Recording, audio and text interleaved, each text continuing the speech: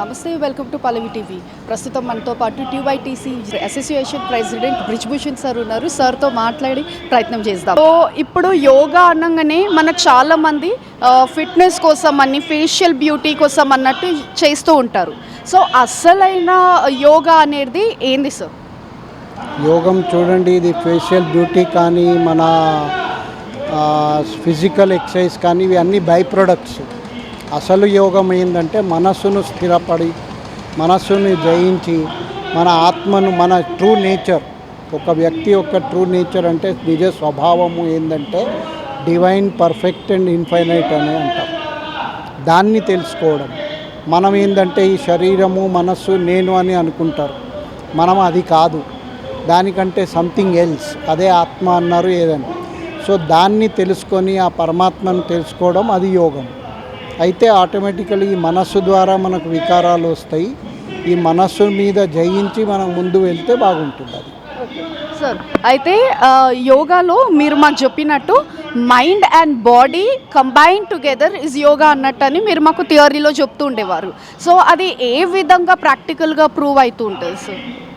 ఇప్పుడు చూడండి, శరీరము, మనస్సు, మనం సాధారణంగా కూడా మీ శరీరము ఎక్కడైనా వెళ్ళాలనుకుంటుంది, కానీ మీ శరీరం కోఆపరేట్ చెయ్యదు.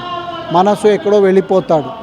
సో ఆ మనసు యొక్క స్పీడ్నే ప్రాబ్లం మనకు. ఆ మనస్సు స్పీడ్ని తగ్గించి శరీరానికి ఒక్కసారి కలిపితే అదే యోగం ఫస్ట్.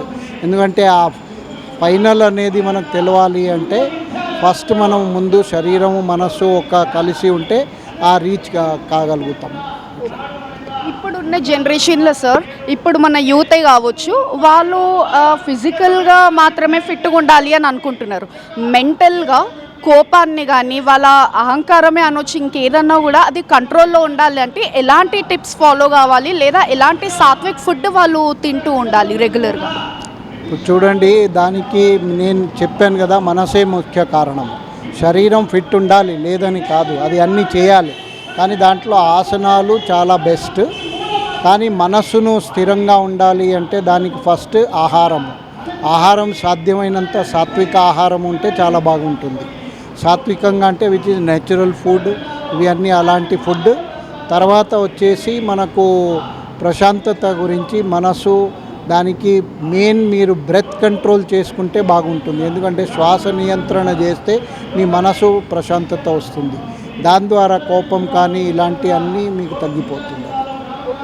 సో ఇవాళ జరిగిన సమావేశంలో మనకు యోగా టీచర్స్ ఎలాంటి బాధ్యత తీసుకోవాలి అనే అంశంపై జరిగింది. సో మీరు ఏం చెప్తారు సార్, ఎలాంటి రెస్పాన్సిబిలిటీస్ తీసుకోవాలి ఇప్పుడున్న ప్రెజెంట్ యోగా టీచర్స్? చూడండి, సనాతన ధర్మము అని అంటాము. సనాతన ధర్మము ఇప్పటిది కాదు, ఎప్పుడో నుంచి అంటే పురాతనంగా. సో ఆ ధర్మము మన యోగాలోనే ఉంది. యోగంలో ఫస్ట్ మనకు బేసిక్ ప్రిన్సిపల్సే, మారల్ ప్రిన్సిపల్స్ కానీ, ఎథికల్ ప్రిన్సిపల్స్ కానీ చెప్తారు.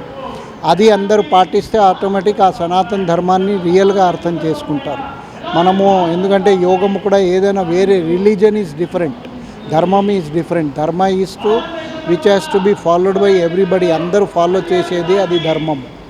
సో ఆ సనాతన ధర్మానికి యాక్చువల్లీ ఏంటంటే మన basic principle only physical exercise, లేకపోతే ఏదో అది అంత యోగాని ఒక పేరు మీద చెప్పకుండా యోగాని పూర్తిగా దాని ప్రిన్సిపల్స్ చెప్పుకుంటూ వాళ్లకు ప్రాక్టీస్ చేపిస్తే ఆటోమేటిక్ ధర్మం కూడా నిలబడుతుంది, అలాగే వాళ్ళ పర్సనల్ డెవలప్మెంట్ కూడా అవుతుంది.